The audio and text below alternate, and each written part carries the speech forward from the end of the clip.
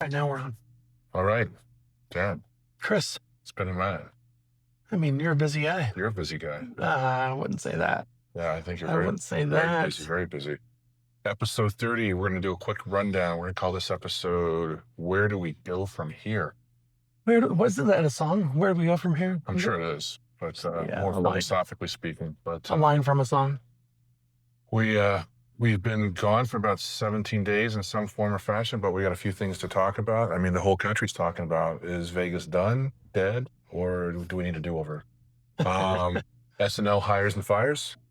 NCAA and NFL, but both are back. So we're going to talk some sports.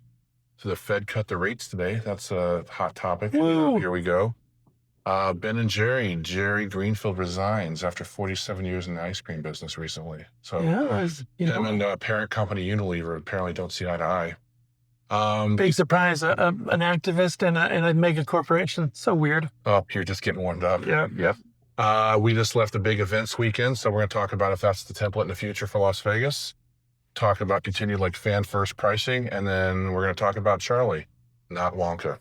So we will be right back. Captain Kirk, episode 30, or Captain Jerk.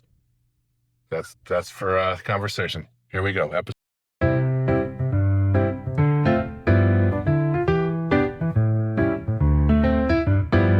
The sun is up, time to embark.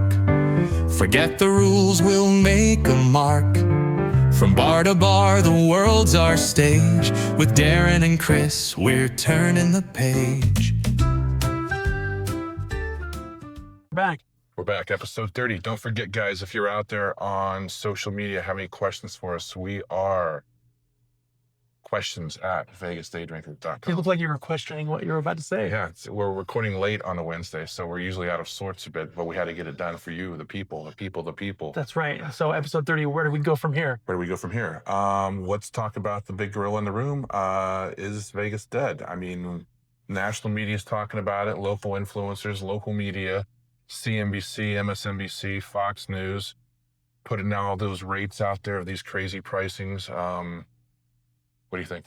We've talked about it before. I just think it's another animal that's what is social media, outrage sells. And so it's people are posting this to get clicks, and people are like, nah, and people are like, yeah. And I sent you that video the other day of Major Lazer shutting down Fremont Street. Yeah. Because there's so many people showed up for the concert. We just had that massive fight with Canelo and Crawford. Big upset. That was a sold out fight at Allegiant. Right. And not to mention the 4 other concerts going on, other sporting events. No, it's just, you know what they say, no, any exposure is good exposure. Bad exposure, in Vegas, I think they just spent a whole bunch of money on a marketing campaign, right? What was it called?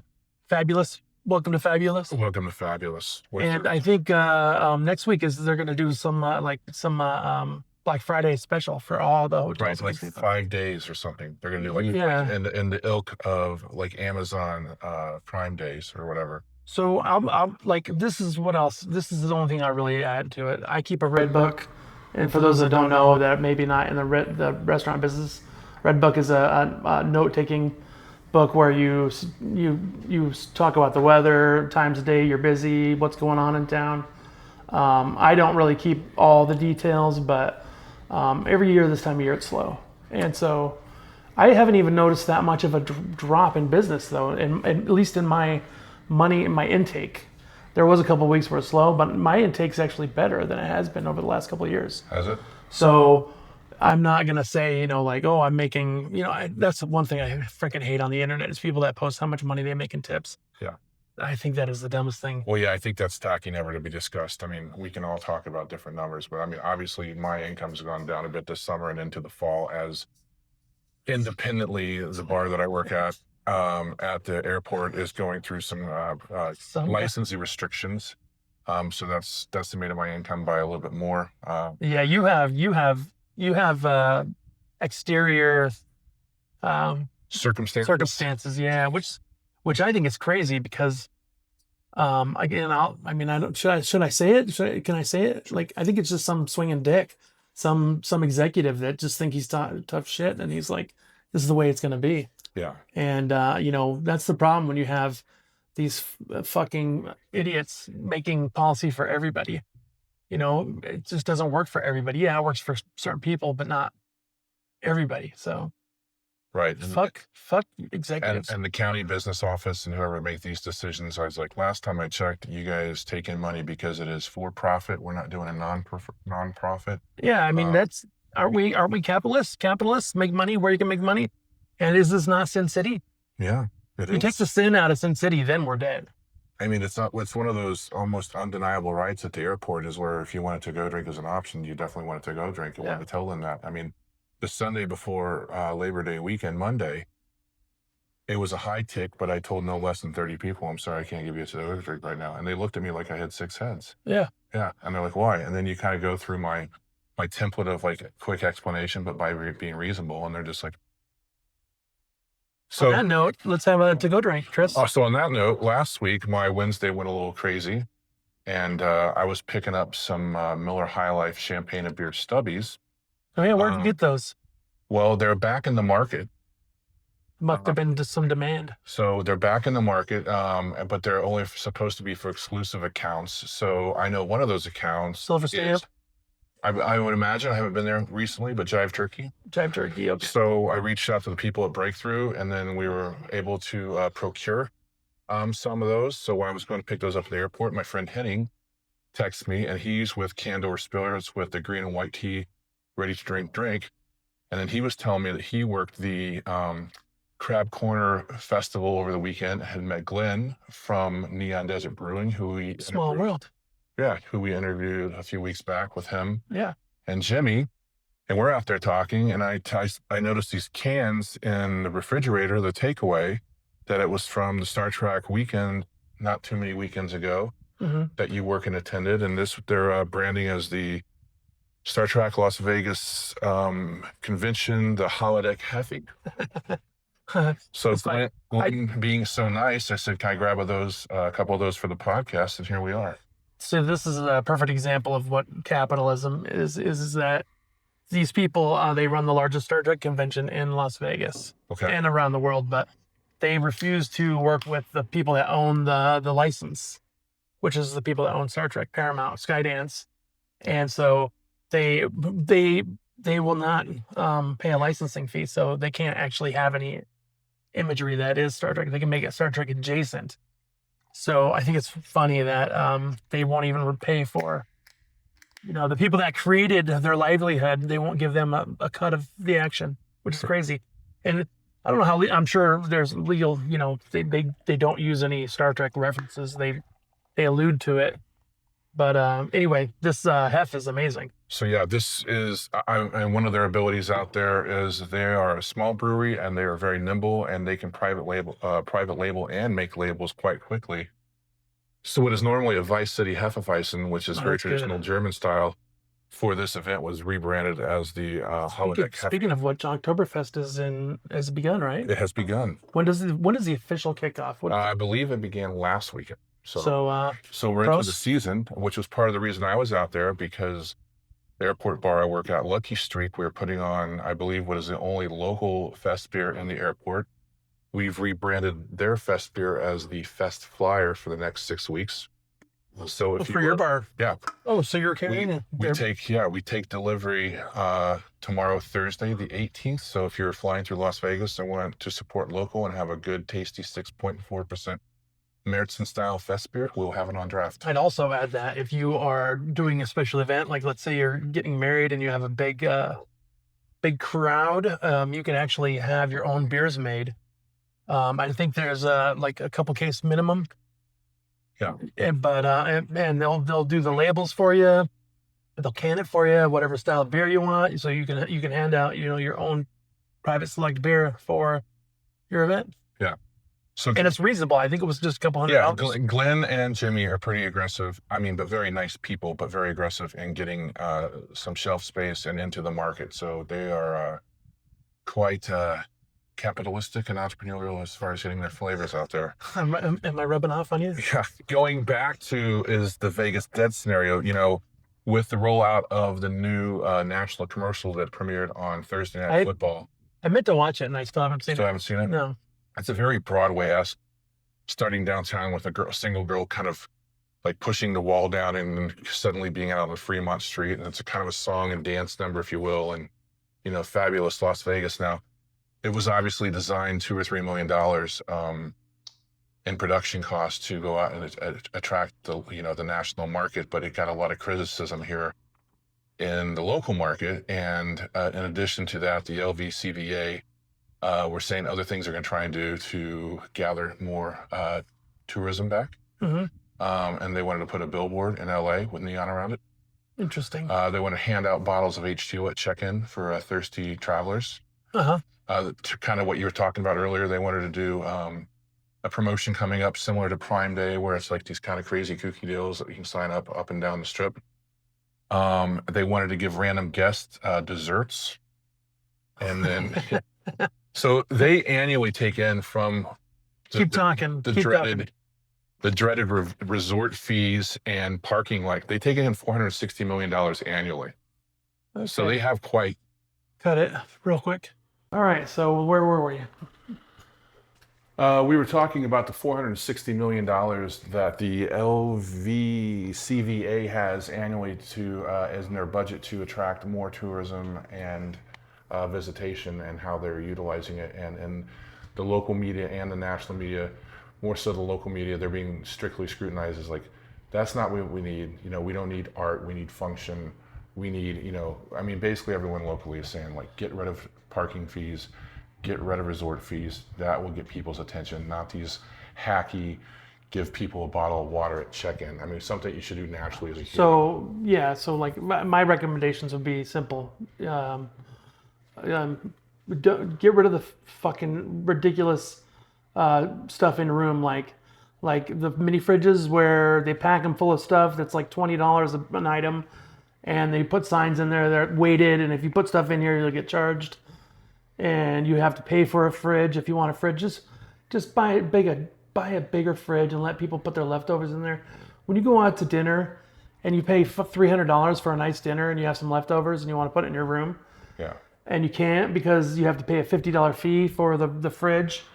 Or, like you got to move all the mini bar stuff out. Like that's ridiculous. And then I watch some stuff as I get ready for these podcasts or these recordings, and Steven Not Leaving Las Vegas is his YouTube channel handle, brought to a point, like he had re-aired on his page the interview with, I want to say, CNBC journalist and Bill Hornbuckle, like almost 2 Mondays ago, where he didn't come out and say the G word outright, but he said that there's things that they need to address, basically. Yeah. Well, and the G word being greed.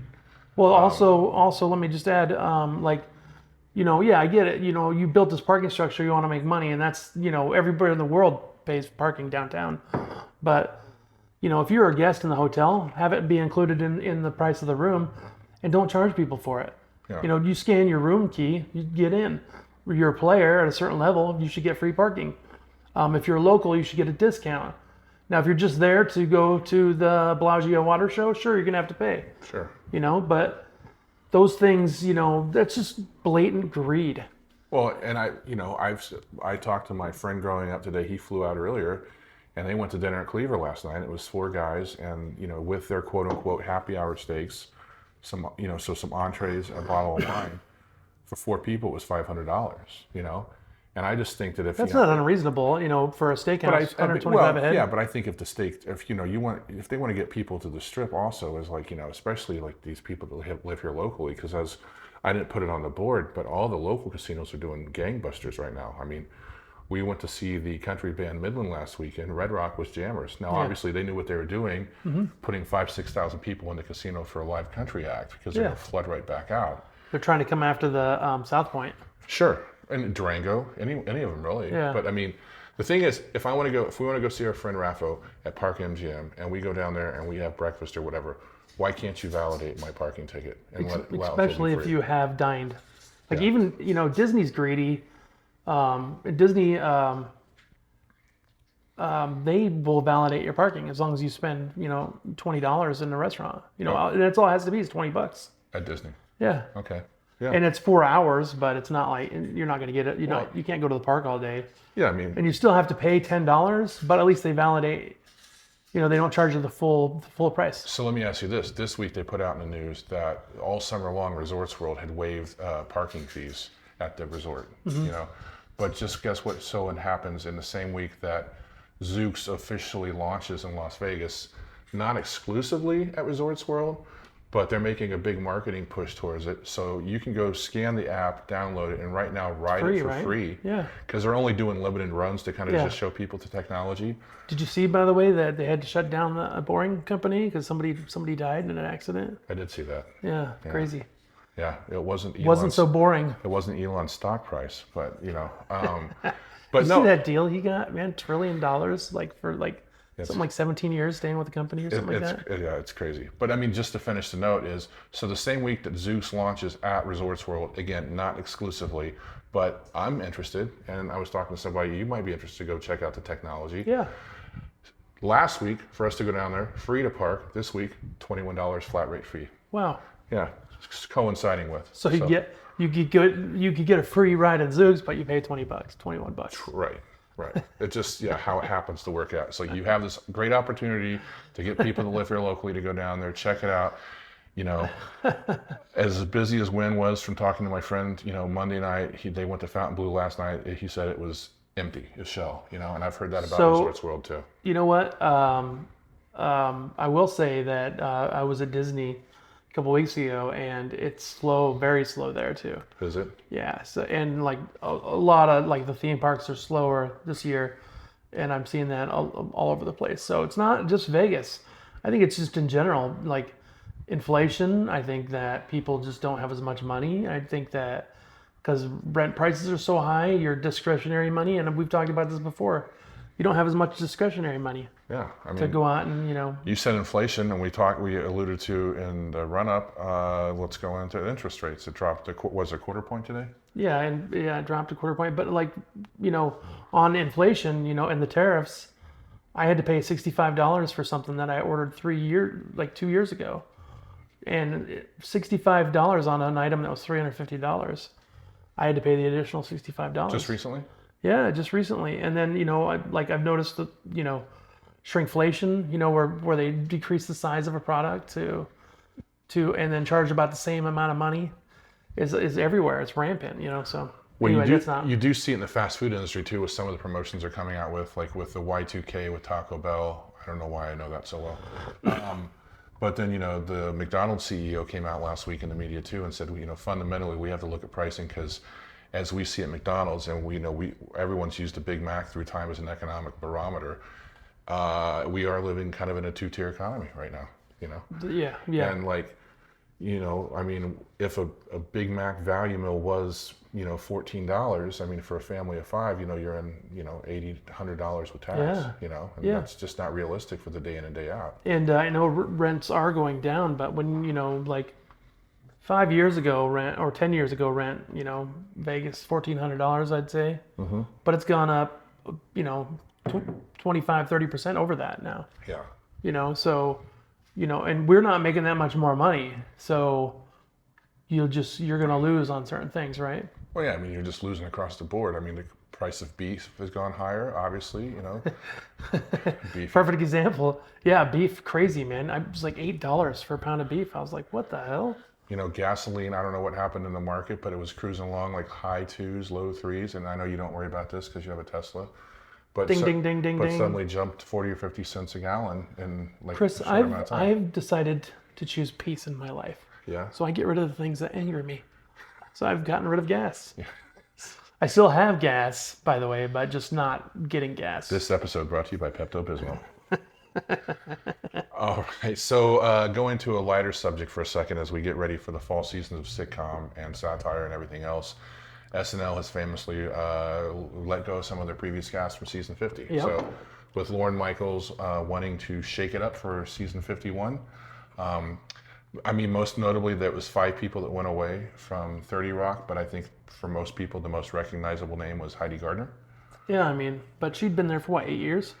Something like that, yeah. Yeah, I mean that's a good run anyway. Yeah, so she was. You think about any given major show last 7 seasons, so if you go longer than that, you're winning. Yeah, and I think she's doing okay. I mean, she is Tons of commercials. from my hometown. Yeah, she's doing a national ad campaign with Buffalo Wild Wings She's right a now. regular in Shrinking, She's a regular in Shrinking. which did it win any Emmys? I don't know. It was the Seth Rogen one that took a lot this time, wasn't it? Studio, yeah. Studio. The one you said you fell asleep to. I love that show. It's hilarious. I know. Dude. I have to revisit it. Speaking of Emmys, we'll get back to SNL. But did you see Nate Bargatze, his opening? I did not. It's hilarious. It kind of a play on his his SNL skit where he is George Washington on the Potomac. Okay, I will have to rewatch that. He played the creator of the television. Okay. And he was talking about the future potential of television, and it was with the fellow SNL castmates that redid the I sketch. will have to revisit that. I went kind of down a wormhole this weekend on something else that we're going to talk about in a few bullet points here. Sure. So we just finished a big kind of one of these big theme weekends in Vegas where it was Mexican Independence Day. On Saturday night, you referenced earlier the Canelo Crawford fight. On Monday night, you had the opening game of the NFL season for the Raiders versus the Chargers at Allegiant. Mm-hmm. So in a 72-hour time, Allegiant was popping. I was talking to a gentleman that said the Canelo fight brought in $47 million just at the gate alone. Wow.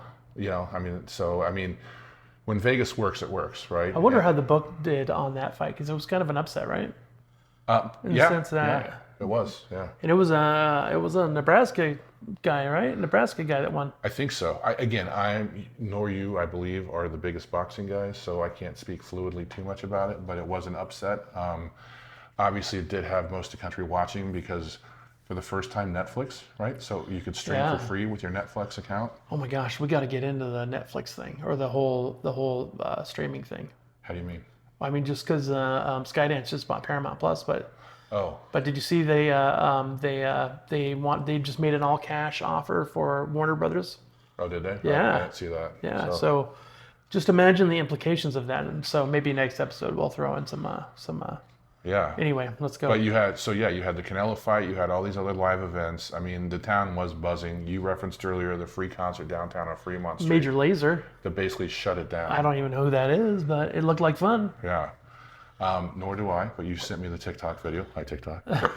And it was busy. So, and if Vegas does eventually gravitate towards that, and when the sports seasons are live, because we go to these entertainment-based weekends where it's not necessarily about gambling anymore, where it's a hockey game, it's a football game, it's 2 or 3 concerts. It's a hard knock life for us. It's a hard knock life. Did you also see with your Sphere that the success of the Wizard of Oz, what they're looking at doing now? Oh my gosh, they're saying it's going to projected to make $1 billion. Yeah, I mean, I think they figured out the formula now, right? I want to go see it, but $200. Hey, Sphere, if you're listening, if you want to review, right? Like they care about us. Well, somebody put up an AI-generated image of the Sphere as the Death Star, saying that is a rumored very real possibility. I've lived in that world, so I've known that rumor. I believe that the Mandalorian and Grogu, the next major Star Wars movie, will be at the Sphere. Yeah. That's next summer, 2026. May 2026. Enhanced for the Sphere experience, like I imagine, they leaked a trailer. They played the trailer for a Star Wars fan event late last year, and it's been leaked multiple times online, and it looks cool. Shout out to CC who reached out in DMs on TikTok. Thank you for paying attention and listening and providing some information. We look forward to meeting you soon out and about in Vegas Day Drinkers. Have you been to Wizard of Oz there? No, like I said, $200 to go see a movie I've seen yeah, but a bunch of times. You've seen as many. I'll go see Star Wars in the Sphere. Okay. Without a doubt, and I won't even care. Like you could tell me it's $300, and I'll be like, yeah. The one thing I kind of, I probably want to go see it because I've seen it, and again, like you said, $200. But I mean, people are mesmerized by it, and I'm just wondering, like, in springtime or summer when we hung out with our friend Dave, who was working in some sort of pre-production on it and said it sucked. Well, that's Dave. I mean, in a nutshell, like. But the thing looks amazing. Yeah, Dave doesn't like stuff. He's being nice. I love Dave, but he doesn't. I like love that. Dave. I was just like, he was so adamant about it when we hung out. And I'm like, really? And I go, okay, all right. He's well. very particular though, but so as a person, and I will say this about our friend Dave, he spends a lot of time behind the scenes, so he knows how stuff works. So if you're just there for the bluster and fun of it all, and you don't know anything, great. But when you see how everything works, it changes your perspective. Like imagine working on Star Wars. You would know everything, how it's done, how they did it, what they had to do, the headaches, and then you see it on screen, and you're like, wow, that's cool. Speaking of headaches, the heartaches, have you watched the new documentary on Netflix about Charlie Sheen? No, but I just saw his interview with Bill Maher, and I really think I want to read the book, but I know the documentary's on. I don't have Netflix, to be honest with you. Bill Maher or Joe Rogan? Bill Maher. Okay, because Who's he's on on Bill Rogan. Maher? Okay. Dude, I can't say Joe Rogan. I feel like dumber every time I watch him. Yeah. Like 3 hours of Joe Rogan makes you stupider. And I'm not sorry to say that.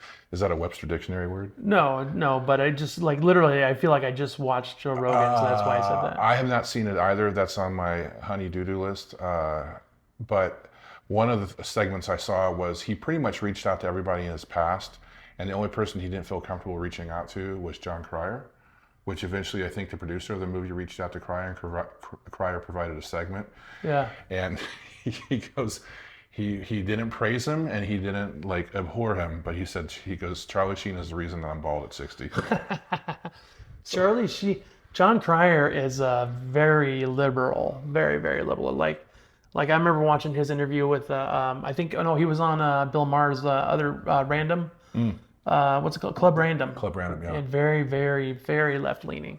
Cryer. Yeah, more, me, I'm kind of left of center, but this guy's way on the other side, Was Charlie Sheen come out and kind of confessed his political affirmations? No, he didn't. No, Charlie Sheen, I don't know. Okay. But on the show, I just was like, wow, he's very, very, Gotcha. liberal, and there's nothing wrong with that. It's just, it's just what you are, Hey, let me ask you this: when we're not drinking beer, what's your favorite ice cream flavor?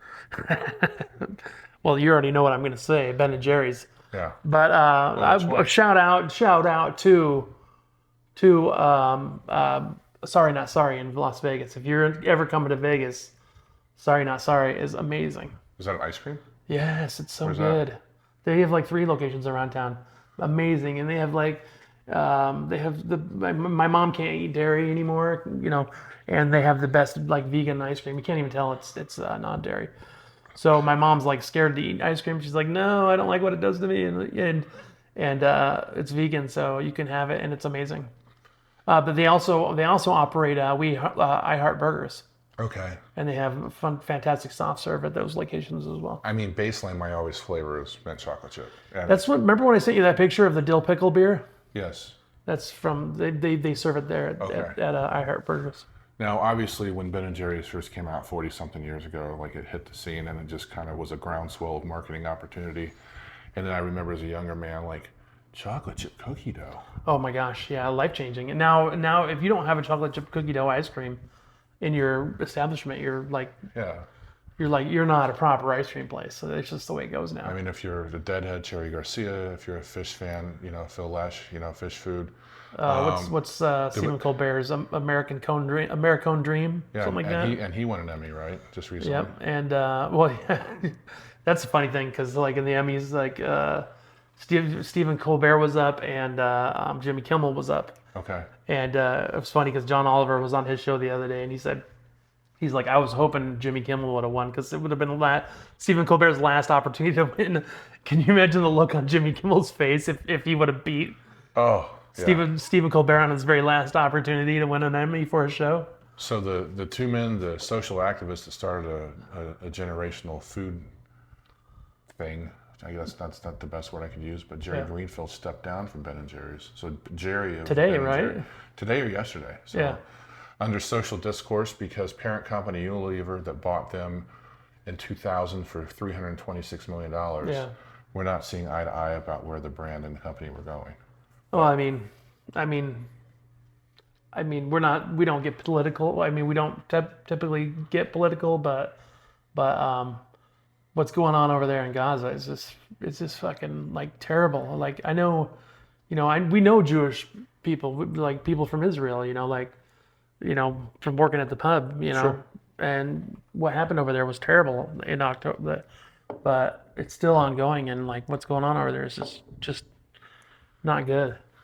Just as you say, and kind of start to wrap this one up because the last one was pretty long. And hey, thank you again. But like I wanted to add though, like it's not a big surprise that you have a hippie founder that sold out to a mega corporation, and for them not to see eye to eye is Sure. So when I referenced earlier being at Neon Desert Brewery last week, and Henning and Glenn were starting to ingratiate a little bit more, getting to know each other, and I was kind of standing there orchestrating, and we tasted Barnsley wine from Bob Barnes, who does a local publication here about local brews. Henning looks over at Glenn, just happen chance, and says, Charlie Kirk just got shot. Oh, really? You were there right then? Well, I mean, real time. That's when you heard about it. Yeah, and then Glenn goes, oh, really, Charlie Kirk? And my response as a tall white man at 49 years old was like, who's Charlie Kirk? Honestly, no idea. That's great. No, I've known you for a long time, and you are. I am very I'm very in the know for politics, like because I'm very much not involved per se, but I know what's going on. Unfortunately, I think I wish I could be like you sometimes, and just not having any idea what's going on, because like, not that you don't have any idea, but Sure. But so very quickly, within the next 72 hours, I got up to speed. Yeah. But I mean, obviously they said other names, and then when I was doing some research for their podcast, Mike Rowe was kind of recording live and was going to do or push out an interview with Theo Vaughn, and then he like diverted to talk to his co-anchor of his show, Micro Works. And then the next thing you know, I have heard of Ben Shapiro, but only from seeing him on Bill Maher's show before. yeah. And so it's like, oh, they were friends, okay. And then, and then you can't not see it, right? So, Yeah. And then now that's what's consumed the world now for a week. Yeah, it's tragic. It's tragic because two families are just completely broken. Like the shooter, his family is completely broken. Charlie Kirk's family is broken because he's dead. Violence is never, the answer. Now, did you see that I was reading a blurb this morning that his funeral service is supposed to be at State Farm Stadium in Phoenix Sunday? Really? And various heads of state are supposed to be there. So for the Secret Service and Homeland Security, in a very small window of pocket, it's going to be a stress test, if you will, for some of our government agencies, because the additional security involved of people that are going to go there. Yeah. And then a short amount of time, I believe, going into this weekend, Trump is supposed to go to the UK for a quick visit. He's there right now. Is he there already? Yeah. And then on the flip side of it, next week, there's something big with the United Nations and NATO in New York. So we're moving a lot of bodies in about a 96-hour time frame. Yeah, whatever. I think politics is very just divisive right now, because this is so I think social media companies are to blame. They've learned that when you and I were youngsters, sex sold. Everything was about sex. Yeah. And they've learned that outrage sells. So like these people sell and package outrage, and that's how people like Charlie Kirk came to prominence. Maybe we should get salt and pepper on retainer and let's talk about sex. Maybe. What doesn't sell is like it used to. Right. And so that's how these people like Charlie Kirk and like Nick Fuentes and Ben Shapiro have gained traction is through. Is he the G word guy? The Fuentes, yeah. Is. I don't really know much about. But I believe that the main reason these guys came to prominence was because of social media. I had a really good friend, David, that I watched. This is back in 2015, 2016. I watched him go down that rabbit hole, and I saw firsthand what social media can do to people in a very short amount of time. Yes, and he kind of came to he got into the what was that what was that show with the Alex Jones? Oh, okay. Yeah, that show. InfoWars? InfoWars, yeah. And yeah, so I don't think without social media and what they've learned about faux outrage, I don't think any of these people, their voices would even matter, to be honest with you. But it's been kind of crazy in the week today that it happened. You know, I mean, obviously other people talked about the shooting that happened in Colorado the same day, and how that was just basically not pushed under the rug, but you have like, I was kind of like, you know, when I study this stuff, the metrics of his social media channels in the last week have just blown up, soared, you know? Yeah, of course, because it's leading to more outrage. Like, you should see these conversations online. People are getting fired for just talking. Yeah. It's just insane. And you know, like I said, I blame the social media companies. They're making tons of money off this stuff, and they're making us more and more divided. It's also political influence. Like it's also bad actors like China and Russia and their bots. Like, all you have to do is look at a post and you can say, okay, this post, the username is like 124abdc++c, and it's some outrageous like thing that like, and then you go to look at it and it's like 20 posts of nothing but outrage. Like the people posting on TikTok right now. We love those guys. There's probably a bunch of bots there too, though. But with the rise of AI, you know, it's crazy. So it's a terrible tragedy. I don't think that any of these people would even have a voice if it wasn't for social media. So love him, hate him, whatever. It's a terrible tragedy. This father has, you know, these kids that don't have a father anymore. But I'll add this, and this is going to be like controversial. He lived a life. He was 32 years old, right? 31. He got married. He had kids. He was able to live a life of excess. He was rich. He had more access to anything than most people ever get in their entire life. But whenever a kid gets shot and killed at a school, they never even get a chance to live. And when most of the country wants something done about gun laws, most of the country does, 70%, I think. Yeah. And nothing gets done because fake outrage, social media, and politicians that have gerrymandered their seats, nothing gets done. So, unfortunately, if you want guns, you're gonna have to deal with it. So Charlie Kirk is just, he's a product of America. Sure. Yeah. So. On that happy note, this message brought to you by Smith & Wesson. Kidding, only kidding. Hey, let's wrap it up. I'm a Glock guy. So, like, going down these wormholes on YouTube and whatever, what is the toy brand that is like from Japan right now that have these mystery Lulu? Oh, Labubu. Labubu. Yeah, did you see the South Park episode? I did not. Oh my gosh, you should watch the clips. It's out of control. So 3 weeks ago, much like last week, I didn't know who Charlie Kirk was. Labubu, I did not know existed. I probably have seen it passively. Yeah. Like on people that come through the airport that have them either on their waistbands or on their purses or backpacks, and I'm like, oh, okay, a little furry thing. I had a guy at the airport like a month ago. He was like, dude, this thing totally gets me chicks, man. He had it on his belt. Really? Yeah. Okay. Yeah, and he was tipping me like $10 a beer. I was like, whatever, dude. Like, come hang out with me. You and your Labubu, come hang out with me anytime. So now I just kind of watched this one little TikTok of an influencer in Las Vegas, up somewhere around the Chiba Hut on Durango. Okay. And there is a arcade-esque where it's got the arm reacher like thing where you put the dollar in and it reaches and you can grab or attempt to grab. Mm-hmm. But they're full of Labubus. Mm-hmm. And it's various, however they're graded, from like the everyday ones to the like more of the. Basically, what you're saying is it's Pop 2.0. Yes. Yeah.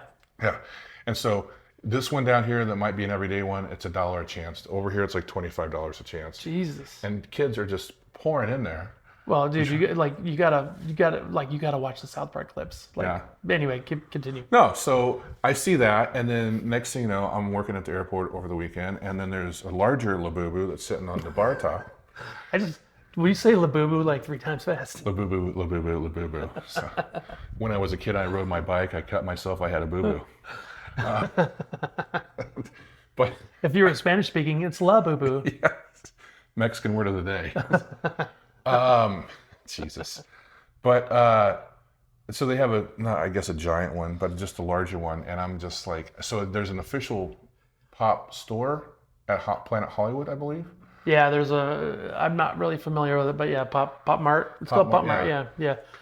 For us old folks, Pop Mart means something completely different. It was a U2 concert Yes, yeah. back in the early 2000 or in the late 90s. Anyway, it's just the latest like iteration of a Beanie Baby, or obviously the Funko Pops or whatever. It's just kind of like one of these things where you kind of shake your head, and then you kind of make yourself aware of something, and then 3 weeks later you can't stop seeing it everywhere. So Yeah. anyway, that was a shorter episode than what we had with Mr. Maloney a couple weeks ago, and that one did quite well. Did you see some of the metrics on TikTok with that one? You got to show me the metrics because I don't have access. Joe did a great job. Cheers.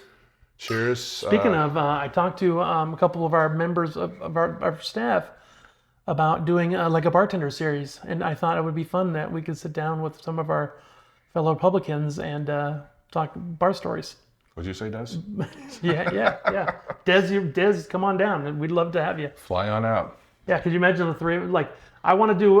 What do you guys think about this, especially on TikTok? Do like a casual, series. Get a couple bartenders and just have some beers and sit around the pub and talk for an hour. Yeah. So like, comment, share. I'm sure some of the subject matter today will get a few things going on the algorithm. This was episode 30. Where do we go from here? Again, if you have any questions, hit us up at questions@vegasdaydrinkers.com. Thanks for tuning in. See you again soon. Sip, socialize, shine. This is an excellent Hefeweizen, by the way. It really is. It is.